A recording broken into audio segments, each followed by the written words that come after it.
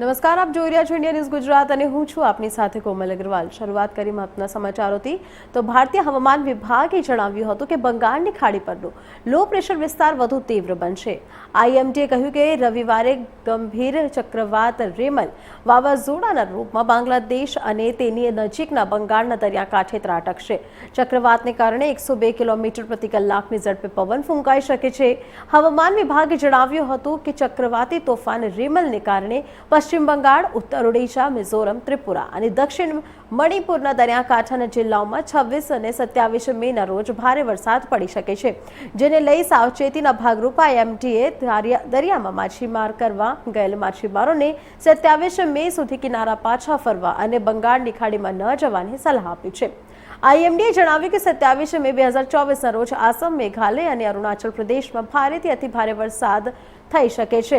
આ સાથે જ હવામાન વિભાગે જણાવ્યું હતું કે રાજસ્થાન, પંજાબ, હરિયાણા, દિલ્હી અને પશ્ચિમ ઉત્તર પ્રદેશના કેટલાક ભાગોમાં ગરમીના મોજાને કારણે તીવ્ર ગરમીની સંભાવના છે। આઈએમડીએ 27 મે 2024ના રોજ જમ્મુ અને કાશ્મીર, હિમાચલ પ્રદેશ, પૂર્વી ઉત્તર પ્રદેશ, મધ્યપ્રદેશ અને વિદર્ભના જુદા જુદા સ્થળોએ ગરમીની લહેરની આગાહી કરી છે। હવામાન વિભાગે જણાવ્યું હતું કે શુક્રવારના રોજ ગુજરાત, સૌરાષ્ટ્ર અને કચ્છના વિવિધ ભાગોમાં હીટવેવની સ્થિતિની સંભાવના છે।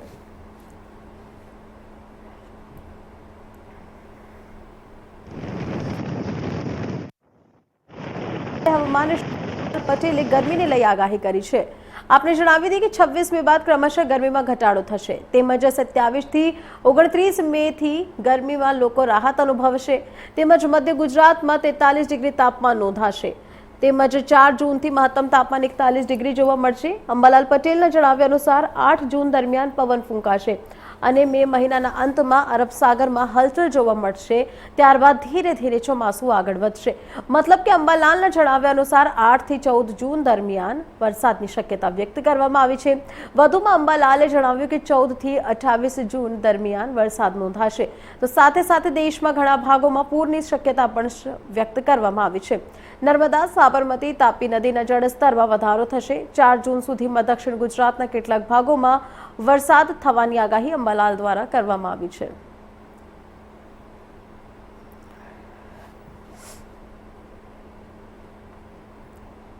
તો ગુજરાતમાં ગરમી સતત વધી રહી છે। અનેક લોકો અત્યારે કાળઝાળ ગરમીનો ભોગ બન્યા છે। નોંધનીય છે કે અનેક શહેરોમાં તો અત્યારે ઘરની બહાર નીકળવું પણ અધૂરું બની ગયું છે। સુરતની વાત કરવામાં આવે તો સુરતમાં કાળઝાળ ગરમીથી લોકો પરેશાન થઈ ગયા છે અને હાય તોબા પોકારી ઉઠ્યા છે। આટલું જ નહીં, પરંતુ આગ ઝરતી ગરમીના કારણે કુલ 10 લોકોના મોત પણ નીપજ્યા છે। આ વર્ષની ગરમી જીવલેણ બની ગઈ છે। મળતી વિગતો પ્રમાણે સુરતના વારછા, વેસુ, પાંડેસરા અને ઝાંપા વિસ્તારમાં 10 લોકોના મોત થયા છે। તમને જણાવી દઈએ કે સુરતમાં ગરમીના કારણે અત્યારે હીટ સ્ટ્રોક, ગભરામણ, અચાનક ખેંચ, બેભાન જેવી સમસ્યાઓ આવી રહી છે। નોંધનીય છે કે કાળઝાળ ગરમીના કારણે લોકોની ચિંતા સતત વધી રહી છે। સુરતમાં કાળઝાળ ગરમીના કારણે અસહાય બફારો પણ થયો છે। વધતી જતી અતિશય ગરમીના લીધે લોકોમાં અને રસ્તે ચાલતા રાહદારીઓને અનેકો મુશ્કેલીઓનો સામનો કરવો પડે છે। આવી અતિશય ગરમીના લીધે પોતાની અને શરીરને ઠંડક આપવા માટે ફળ, લીંબુ શરબત જે પાણીનો ભરપૂર ઉપયોગ વધ્યો છે।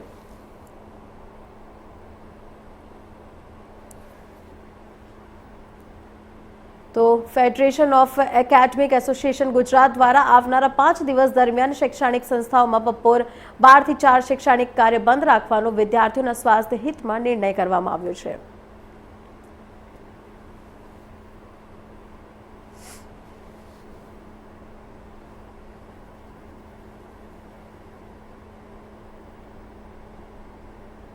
Federation of academic association Gujarat એ સમગ્ર ગુજરાતની શૈક્ષણિક સંસ્થાઓ અમદાવાદ, સુરત, વડોદરા, ભાવનગર, રાજકોટ, જુનાગઢ, જામનગરના મહાનગર સહિત સમગ્ર ગુજરાતના જિલ્લે અને તાલુકે આ સંસ્થાના સદસ્યો છે।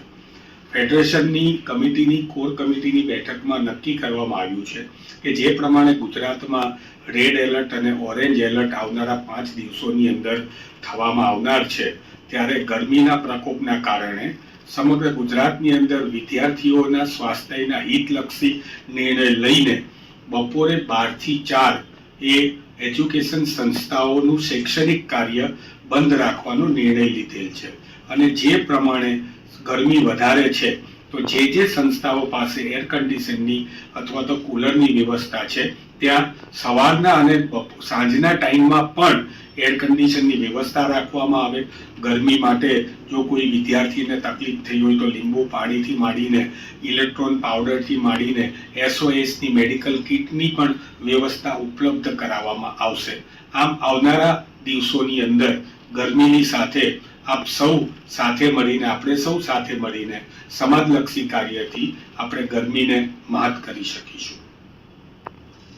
Federation of academic association Gujarat એ સમગ્ર ગુજરાતની શૈક્ષણિક સંસ્થાઓ અમદાવાદ, સુરત, વડોદરા, ભાવનગર, રાજકોટ, જુનાગઢ, જામનગરના મહાનગર સહિત સમગ્ર ગુજરાતના જિલ્લે અને તાલુકે આ સંસ્થાના સદસ્યો છે.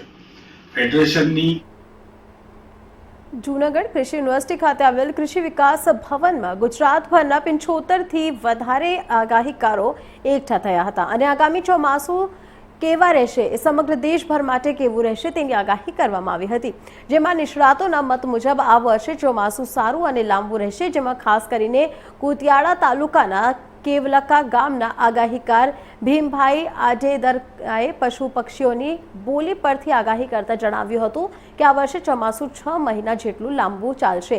શિયાળામાં પણ ઘણા વિસ્તારોમાં વરસાદ થવાની આ વર્ષે સંભાવનાઓ રહેલી છે, પરંતુ એકંદરે આ વર્ષે ચોમાસું સારું રહેશે. જ્યારે ભડલી વાક્યો આકાશમાં થતા પરિવર્તનો, હોળીની ઝાડ વગેરે પરથી જૂનાગઢ કૃષિ યુનિવર્સિટી ખાતે એકત્રિત થયેલા અલગ અલગ આગાહીકારોએ પોતપોતાની આગાહી વ્યક્ત કરી હતી. આપણો દેશ ખેતી પ્રધાન દેશ છે. વરસાદની આગાહી 3 પદ્ધતિ જોવામાં આવે છે: ભડલી વાક્ય, ખગોળવિદ્યા અને જ્યોતિષશાસ્ત્ર. હું આજ 32 વર્ષથી ખગોળવિદ્યાના આધારે વરસાદની આગાહી આપું છું. આકાશી કસ, આકાશ જીતરી, કારતક મહિના માવઠા, માગસર મહિના માવઠા, હોળીના પવન, ઉતાસણીનો હોળીના પવન, અખાતીનો પવન, ચૈત્ર મહિના દનિયા અને 12 માસની પૂર્ણિમા, 12 માસની તહેવારો, ચૈત્ર સુદ પાંચમની ગેરલી પણ વરસાદની આગાહી આપું છું. આ વરસાદની આગાહી એક જે આપણા ખેડૂતો લોકો આગળ આવે એવું મારું પૂર્ણ હાથિયા અને 27 નક્ષત્રો પર વરસાદની આગાહી આપું છું. મારી કૃષિ યુનિવર્સિટી અંદર બોલાવે છે ને તો 10-15 વર્ષ ત્યાં પણ હું તો ઘણા સમયથી અમારી રીતે અનુકૂળતા જોતો હોય છે. અને આગાહી પશુ પક્ષીની બોલી ઉપરથી અને જે પ્રાકૃતિક અસરો ફળઝાડ ઉપર થાય છે, પશુ પક્ષી ઉપર થાય છે અને અખાત્રીજનો પવન જોઈને હું અનુમાન વર્ષાઋતુનું કાઢું છું. આ વર્ષે કેવો વરસાદ રહેશે, શું કહેશું? આ વર્ષે ખૂબ વરસાદ રહેશે. બધી એજન્સીઓ કહે છે, સરકારી એજન્સીઓ કહે છે, પ્રાઇવેટ એજન્સીઓ કહે છે ખૂબ વરસાદ થશે, લાંબુ ચોમાસું રહેશે અને દરેક મહિનામાં વરસાદ ખૂબ થાય. ભીમભાઈ, એવું જાણવા મળે છે કે આ વર્ષે ક્યાંક 6 મહિનાનું ચોમાસું રહેશે, તમારું એવું વ્યક્તિગત માનવું છે, શું કહેશું? હાજી, આ વખતે જેઠ મહિનેથી આપણી દેશી ભાષામાં આસો મહિના સુધી વરસાદ દેખાય છે અને કદાચ કારતકમાં પણ ભારતના ઘણા રાજ્યોમાં હોઈ શકે અને ગુજરાતમાં કદાચ અસર એવી તો રહી. આ અંગ દજાડતી અને આકાશમાંથી અગનગોળા વરસાવતી ગરમીથી લોકો ત્રાહિમામ પોકારી ઉઠ્યા છે. ત્યારે ગુજરાતના લોકોની પહેલી પસંદ તરીકે ઓળખાતા રાજસ્થાનના એકમાત્ર હિલ સ્ટેશન માઉન્ટ આબુમાં પર્યટકો ઉમટ્યા છે. બનાસકાંઠા જિલ્લાને અડીને આવેલા રાજસ્થાનના એકમાત્ર હિલ સ્ટેશન માઉન્ટ આબુની વાત કરવામાં આવે તો અહીં સૌથી વધુ ગુજરાતના સહેલાણીઓ જોવા મળી રહ્યા છે. ગુજરાતમાં વર્તમાન સમયે 45 થી 47 ડિગ્રી તાપમાન નોંધાઈ રહ્યું હોવાથી લોકો કાળઝાળ ગરમીથી સેકાઈ રહ્યા છે. ત્યારે ગરમીથી રાહત મેળવવા ઠંડા પાણી અને એસી કુલરના સહારે લોકો દિવસ ગુજારવા મજબૂર બન્યા છે. કેટલાક લોકો ગરમીથી રાહત મેળવવા માટે ગિરિ મથકો તરફ દોડી મૂકી આવી રહ્યા છે, તો માઉન્ટ આબુના માર્ગો હાલ સહેલાણીઓથી ઉભરાઈ રહ્યા છે. હવામાન વિભાગની આગાહીને પગલે સમગ્ર ગુજરાતમાં ચાલી રહેલી હીટવેવની અસર જૂનાગઢ શહેરમાં પણ ભારે જોવા મળી. જૂનાગઢ શહેરમાં બપોરના સમયે 44 ડિગ્રી કરતાં વધારે ગરમીની અસર જોવા મળી હતી, જેને પગલે ખાસ કરીને જૂનાગઢના સદરબાગ વિસ્તારમાં અનેક સરકારી ઓફિસો આવેલ હોય, શહેરમાંથી તથા ગામડાઓમાંથી લોકો મોટી સંખ્યામાં અહીંયા કામકાજ માટે આવતા હોય છે. હાલ આવા લોકોની પણ સંખ્યામાં ઘટાડો જોવા મળ્યો હતો. જ્યારે આ વિસ્તારમાં આવેલ ઠંડા પાણીની લારીઓ પણ લોકો લીંબુ શરબત, લસ્સી જેવા ઠંડા પાણીનો સહારો લેતા જોવા મળી રહ્યા હતા. તો બીજી તરફ શહેરના મોતીબાગ, મધુરમ સહિતના સતત ટ્રાફિકથી ધમધમાતા રસ્તાઓ પણ બપોરના સમયે સુમસામ જોવા મળી રહ્યા. હાલ સમગ્ર ગુજરાતની અંદર જ્યારે ગરમી માજા મૂકી ચૂકી છે અને જે વાત કરવામાં આવે તો જુનાગઢ શહેરની અંદર પણ 45 ડિગ્રી જેવી ગરમી હાલ પડી રહી છે, ત્યારે દ્રશ્યો બતાવવાના પ્રયત્ન કરી રહ્યો છું। આ છે તાલુકા સેવા સદન વિસ્તારના દ્રશ્યો કે જ્યાં લોકો છે તે ગરમીથી બચવા માટે ઠંડા પીણાનો સહારો લઈ રહ્યા છે। કેટલાક ગ્રાહકો અહીંયા સોડા સરબત પીતા જોવા મળી રહ્યા છે। આપણે સીધા એમની સાથે વાત કરીશું। શું નામ તમારું? મારું નામ દિવ્યા સાવલાની છે। દિવ્યાબેન, ખાસ કરીને કેવી ગરમી પડી રહી છે, શું કહેશો? દર વખત કરતા તો આ વખતે બહુ જ ગરમી વધારે છે। બપોરે 12 વાગ્યા પછી તો ઘરની બહાર નીકળાતું નથી અને જો નીકળીએ છે તો 3-4 વાર લીંબુ શરબત પાણી પીવું પડે છે। બહુ જ તડકો છે, ડાંબરના રોડ પણ પીગળી રહ્યા છે। ખાસ લોકોને શું અપીલ કરશો અત્યારે? ખાસ લોકોને મારી એક જ અપીલ છે કે બપોરે 12 વાગ્યા પછી બને ત્યાં સુધી ઘરથી બહાર નીકળવાથી ટાળો અને નાના બાળકોને તો ખાસ કહું છું કે ઘરની બહાર નીકળવાનું ટાળો। જે પણ કામ હોય તમે સાંજે બતાવો, બપોર વચ્ચે મહેરબાની કરીને કોઈ બહાર નીકળતા નહીં। ચોક્કસથી કહી શકાય કે જે છે હાલ ગરમી માજા મૂકી ચૂકી છે અને હાલ જે ગરમીનો પારો જે છે તે ખૂબ જ ઊંચો જઈ રહ્યો છે। અહીંયા બીજા એક નાગરિક છે, આપણે એમની સાથે વાત કરીશું। જી, શું નામ આપનું? દિલીપભાઈ ગઢવી। દિલીપભાઈ, કેવી ગરમી પડી રહી છે, શું છે? અસહ્ય ગરમી અત્યારે પડી રહી છે જુનાગઢમાં અને માણસોને બહાર નીકળવું પણ મુશ્કેલી થઈ પડે। પણ શું થાય, એમાં કચેરીના કામ હોય તો આવવું પડે છે માણસોને, નહીં તો એટલી બધી ગરમી પડે છે એની તમે વાત ન પૂછો। કચેરીના કામે બહાર નીકળો છો, ઠંડા પીણાનો આશરો લ્યો છો, શું કહેશો? હા, હમણાં જ મેં એક સરસ મજાની ઠંડી લસ્સી સામે પીધી, બહુ જ મજા આવી, ઠંડક મહેસૂસ થયું। હાલ ખાસ લોકોને શું અપીલ કરો છો? લોકોને એ જ અપીલ છે કે જો કામ ન હોય તો બહાર નીકળવું જ નહીં સાંજના 7 વાગ્યા સુધી, અને 60 વર્ષથી ઉપરના ને તો ન નીકળવું। કાકા, આપ અહીંયા દુકાન રાખીને બેઠા છો, ઠંડા પાણીની બોટલો આપની પાસે છે, છાસ એવી વેચાણ કરો છો, આ વખતે કેવો ધંધો છે, શું કહેશો ખાસ ગરમીને લઈને? ગરમીને હાલે લાગે, દર વખત કરતા કેવું છે આ વખતે? ઠીક છે। ચોક્કસથી કહી શકાય કે ગરમીને લઈ અને જે છે એ હાલ માહોલ ખૂબ જ જોવા મળી રહ્યો છે। અહીંયા આપણે દ્રશ્યોમાં જોઈ શકીએ છીએ જે સોડાવાળા ભાઈ છે તે હાલ શરબત બનાવી રહ્યા છે। આપણે સીધા જ એમની સાથે વાત કરીશું। જી મિત્ર, શું છે તારું નામ? મારું નામ અરવિંદ જમનાદાસ છે। અરવિંદભાઈ, દર વખત કરતા કેવો આ વખતે માહોલ છે? હાલ ગરમીનો પ્રમાણ વધારે બહુ છે અને કારણે ગ્રાહકી પણ બહુ સારી છે। ખાસ દર વખત કરતા કઈ ક્વોલિટી વધારે વેચાણી છે? હું લીંબુ સોડા 2 જ આઈટમ કાયમી માટે વેચું છું અને એનાથી લોકોને રાહત મળે છે। ચોક્કસથી મિત્રો કહી શકાય કે હાલ જે લોકો દ્રશ્યોની અંદર આપણે જોઈ રહ્યા છે, લીંબુ શરબતનો આશરો લઈ રહ્યા છે અને હાલ ગરમી જ્યારે માજા મૂકી ચૂકી છે ત્યારે આ જે આપણે સામેનો વિસ્તાર છે તે તાલુકા સેવા સદન વિસ્તાર હોય, સરકારી સામે આવતા લોકો મોટી સંખ્યાની અંદર જ્યારે આવતા હોય છે ત્યારે લીંબુ શરબત વગેરેનો આશરો લઈ રહ્યા છે અને સરકારી તંત્ર દ્વારા પણ કહેવામાં આવી રહ્યું છે કે બિનજરૂરી કોઈએ બહાર ન નીકળવું, કારણ કે હાલ હીટવેવને પગલે લોકો આ ગરમીથી બચે તેવા સતત પ્રયાસો થઈ રહ્યા છે। ભાવિક જોશી, ઇન્ડિયા ન્યૂઝ, જુનાગઢ। શહેરના ધારાસભ્ય જેઠાભાઈ ભરવાડ અને દેશના સહકારી ક્ષેત્રમાં મહત્વની ગણાતી નાફેડની દિલ્હીની ચૂંટણીમાં બિનહરીફ વરણી કરાતા ભાજપમાં ખુશીની લહેર છવાઈ ગઈ હતી। જેઠાભાઈ ભરવાડ નાફેડમાં ચેરમેન પદે બિનહરીફ થયા બાદ તેઓ ચાંદડગઢ ખાતે આવેલ માતાજીના મંદિર ખાતે દર્શન માટે આવ્યા હતા। ધારાસભ્ય જેઠાભાઈ ભરવાડ એ મંદિરમાં બિરાજમાન માતાજીની પૂજા અર્ચના કરી આશીર્વાદ લીધા હતા। ભરવાડની નાફેડમાં ચેરમેન પદમાં બિનહરીફ વરણી થતા મોટી સંખ્યામાં તેમના સમર્થકો શુભેચ્છાઓ પાઠવી ઉમટી પડ્યા હતા। ભાજપ અગ્રણીઓ તેમજ કાર્યકરો સહિતના વિધાનસભા ગૃહના ઉપાધ્યક્ષ જેઠાભાઈ ભરવાડને ફૂલોનું બુકે, તલવાર, કડું પહેરાવીને તેમજ શાલ ઓઢાડીને અભિનંદન પાઠવ્યા હતા। તો ફરી એક વખત વિધાનસભા ગૃહના ડેપ્યુટી સ્પીકર અને શહેરના ધારાસભ્ય જેઠાભાઈ ભરવાડને વધુ એક નવા પદનો ઉમેરો થયો હતો।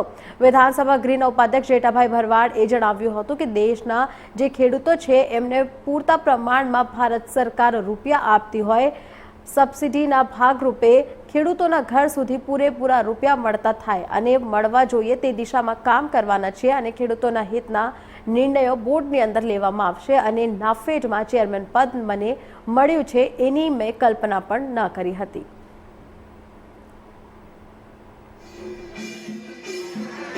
नाफेड का चेयरमैन होने के कल हमारा चुनाव था, कल हमारा चुनाव पूरा हुआ, खत्म हुआ। उसके बाद मैं आज माता जी के दर्शन के लिए आया हूँ और चुनाव में भारतीय जनता पार्टी और हमारे देश के प्रसन्न वड़ा प्रधान श्री यशस्वी मोदी साहब और हमारे सहकारिता मंत्री और एचएम मंत्री श्री अमित शाह साहब और भारतीय जनता पार्टी का सबका आशीर्वाद से ये पद हमारे लिए आया है। तो मैं उनका विश्वास, उनने मेरे पे जो जवाबदारी दिया है, वो जवाबदारी मैं पूरी तरह से पूरे देश के किसानों को अच्छे से अच्छा भाव मिले। कोई किसान की आवक जो दुगनी करने की मोदी साहब का सपना है, उस सपने को साकार करने के लिए मेरे को लगता है कि मेरे को वहाँ बिठाया है। तो मेरी प्रथम जवाबदारी ये है कि किसानों की आवक कैसे दुगना करी जाए और वो आवक दुगनी होने के लिए हमको क्या क्या करना पड़ेगा, वो सब चीज हम करने के लिए तैयार है। और मोदी साहब और अमित शाह साहब जो बोलेंगे और सरकार से जो आदेश आएगा, वो आदेश के मुताबिक पूरे देश के किसानों को फायदा कैसे मिल सकता है, वो प्रथम हमारा कर्तव्य रहेगा। और पूरे देश के किसानों के साथ मिलके जुड़ के और कोई प्रश्न उनके लिए ना बाकी रहे और अच्छे से अच्छे उनका जो भी प्रॉब्लम हो वो सॉर्ट आउट हो, इसके लिए हम काम करेंगे और पूरे देश के किसानों के लिए हम कार्य करते रहेंगे। और नाफेड का काम है कि एमएसपी का भाव किसान तक पहुंचना चाहिए। तो वो काम हम जरूर करेंगे कि एमएसपी का भाव जो है वो किसानों तक पहुंचे, उसके लिए हम पूरा प्रयत्न करते रहेंगे और देश के फार्मरों के लिए जो हो सके अच्छे से अच्छा काम करने की हमारी पूरी तैयारी है।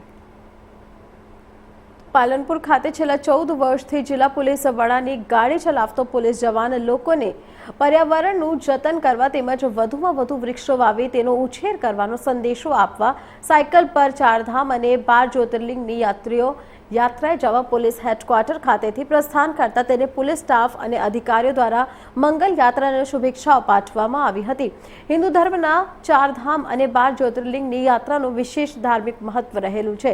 પોલીસ વિભાગના છેલ્લા 14 વર્ષથી પાલનપુર ખાતે જિલ્લા પોલીસ વડાની ગાડી ચલાવતા વડગામ તાલુકાના જલોત્રા ગામના પોલીસ જવાન સંજય ગિરી ભીખાગીરી ગોસ્વામીએ વર્તમાન સમય વધતી જતી ગ્લોબલ વોર્મિંગની સમસ્યાના નિવારણ માટે લોકોમાં પર્યાવરણને બચાવવાનો સંદેશો આપવા 4 ધામ ગંગોત્રી, યમનોત્રી, બદ્રીનાથ અને કેદારનાથ તેમજ ભારત અને નેપાળમાં આવેલ 12 જ્યોતિર્લિંગની સાયકલ પર યાત્રાએ જવા પ્રસ્થાન કર્યું છે।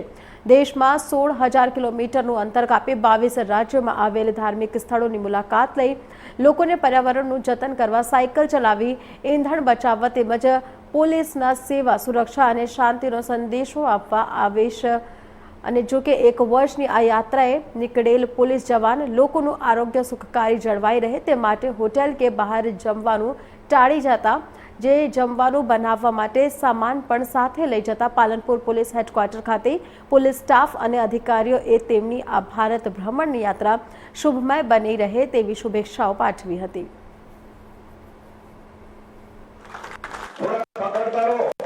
હું બનાસકાંઠા એસપી સાહેબના ડ્રાઈવર તરીકે 14 વર્ષથી છું। 17 વર્ષની મારી પોલીસ ડિપાર્ટમેન્ટમાં નોકરી થઈ છે અને હું ગોસ્વામી છું। એટલે શિવના ધામોની યાત્રા કરવા માટે નીકળ્યો।